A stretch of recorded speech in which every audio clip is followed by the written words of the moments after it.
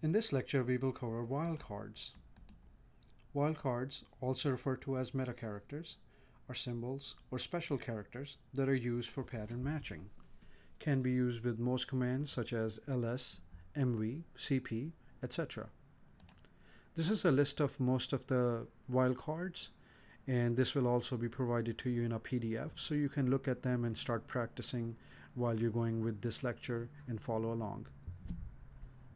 Let's cover some of the commonly used wildcards so you can have a better idea, and I will also show you the examples through the terminal so you can practice along. Asterisk matches 0 to unlimited number of characters. For example, ls, if you do an ls on e asterisk, it will list all files that begin with e character. So let's look at that and the other example through the terminal so you can have a better idea. Let me do an ls first so you can see what I have in my current directory. So if I do an ls e asterisk, hit enter, it will list all files that begin with e character. So let's look at the next example, ls asterisk .txt, hit enter. As you can see, it will search for all files ending with asterisk, ending with .txt. So asterisk is saying anything that it can find, but it ends with .txt, that's what it will find. Let's clear the screen. Let's move on to the next example. Next is the question mark character. Matches exactly one character. So if you type it in twice, it will look for the same character twice. So for example, if you search for files with exactly 2 characters in their names, that's what you will be looking for when you type in 2 question marks. Let's look at it through an example. So if I do an ls and type in 2 question marks, hit enter, it will find any files that have 2 characters in their file name. Let's look at the second example, ls question mark question mark question mark, that represents 3 characters that end with .txt. Hit enter. So as you can see, there's a file called 123.txt, and that's how you can find it.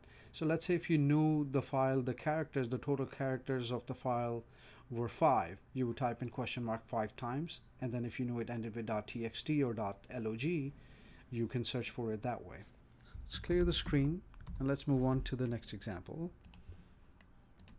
Next one are the square brackets. Square brackets can be used to match either a set of characters or a range of characters. For example, if you do an ls on et within the square brackets and an asterisk, it will list all files that begin with either of the 2 characters e and t. You can also search for a certain range.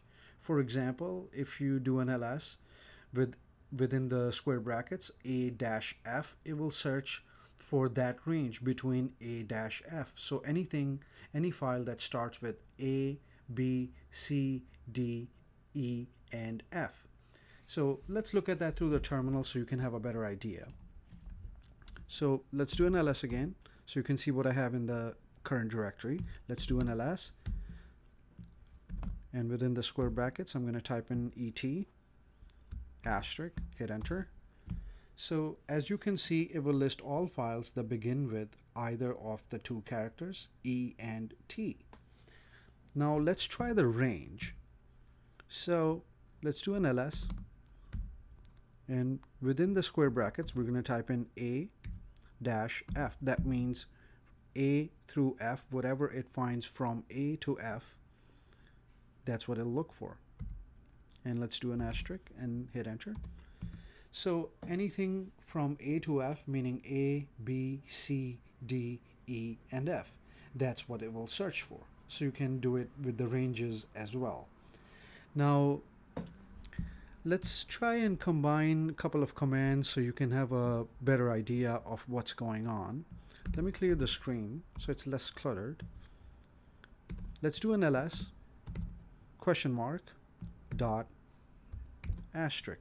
So what it's doing is question mark is searching for any file with 1 character, then it has a dot, and rest of the name we don't know. So whatever else is out there with whatever long name, it will search for that.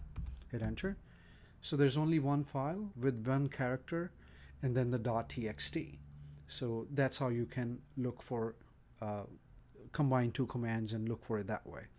We can also use this command in various ways. For example, we could have been searching for a file with one character that has a dot, and whatever the rest of the name is, we can also remove that kind of file. For example, we can do rm to remove question mark dot asterisk. Hit enter. So it's saying remove regular empty file, and if I hit Y and enter, it will just remove it. These are some of the basic examples of wildcards. Once you get a hang of this without making it overly complicated, just practice these basic commands, and then you can move on to more advanced ones and start practicing it by combining several of them. I hope you learned something useful in this lecture as well, and I'll see you in the next one.